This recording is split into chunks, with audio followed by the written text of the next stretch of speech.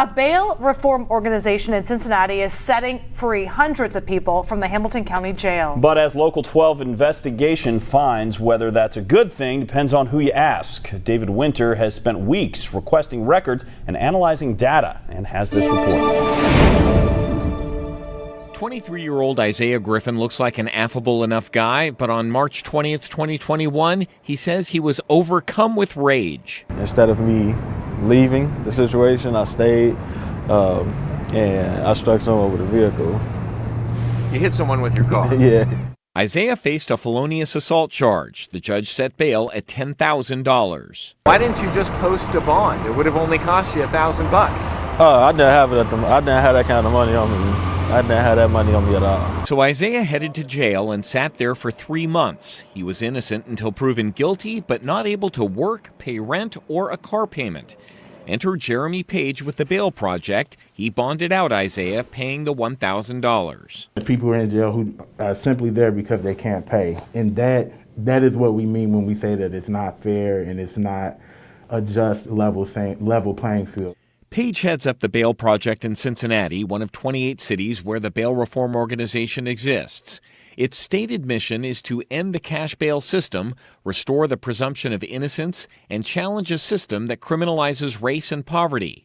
It has freed 20,000 people from pretrial incarceration, more than 200 from the Hamilton County Jail. I just don't understand it, because if you look at the facts of these cases, these people shouldn't be out of jail. Hamilton County Prosecutor Joe Dieters points to several cases locally where those bonded out by the Bail Project have been arrested while out. People like Donique Philpott. Philpott had been in jail a month awaiting trial for a weapons charge from November 2020. Jeremy Page and the Bail Project posted a $1,500 bond. Philpott walked out of jail. New this morning, a man is fighting for his life after being shot in Over the Rhine. 7 months later, 2 people are shot in OTR. Police arrest Philpott and charge him with 2 counts of felonious assault. Page says if the judge in Philpott's initial weapons charge thought he was a threat, he should not have set bail. The judge is the one who sets the bond, and that's the power that we have as a community. We vote the judges into the courts. The judges are a reflection of what the community wants. It's far from an isolated incident. Of the 200 people the Bail Project has bonded out in Hamilton County, 60 have been rearrested while out. Most are for misdemeanors, drugs, theft, trespassing. Some, though, are for felonies, like Kevin Adams. Police arrested him last March for violating a protective order.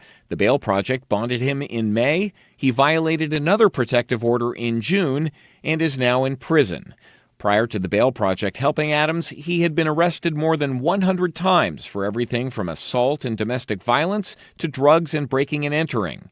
But Page insists the Bail Project vets the people it bails out. I want to make sure that the community is safe for myself and for my neighbors as well. Well, if that's the case, then why would you have let Mark Hudson out? You know who Mark Hudson is, right? And we will have the answer to that question when we return.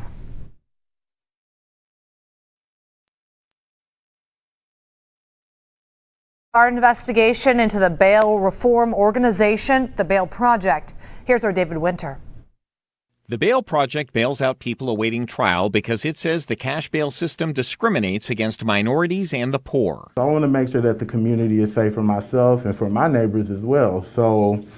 Well, if that's the case, then why would you have let Mark Hudson out? You know who Mark Hudson is, right? You're the one who actually signed the bail on him. Hudson had been convicted of dozens of crimes, including assault and domestic violence. In one case, the victim says, "He hit me with a fist and threatened me with a knife, saying he would kill me." In October, police arrested Hudson and charged him for violating a protective order. In November, the Bail Project bonded him out. Police arrested him days later when a woman says he threatened her again. This guy is a powder keg, at least on paper. Mm-hmm. And then after you bailed him out, he still ended up going after the victim. So unfortunately, hindsight is 20/20, and I wish that we all could have a crystal ball and be able to predict the future. Bail reform is rolling out across the country. An Ohio commission recommended in 2017 changes to Ohio's pretrial system. They include alternatives to cash bail like work release, electronic monitoring, and anger and drug programs. 2 bills that would implement those changes have been stalled for months in committee. Perhaps one reason, those who oppose abolishing cash bail question whether suspects would appear in court without bond on the line. The Bail Project states 93% of its clients do, but the Hamilton County prosecutor says cash bail is also about keeping the public safe. It's not justice, and the victims of crime are suffering. In Long Island, where cash bail has virtually been eliminated since 2020, of the 32,000 people freed without bond pre-trial, police rearrested 500 for violent crimes, 6,600 in total for allegedly reoffending while out.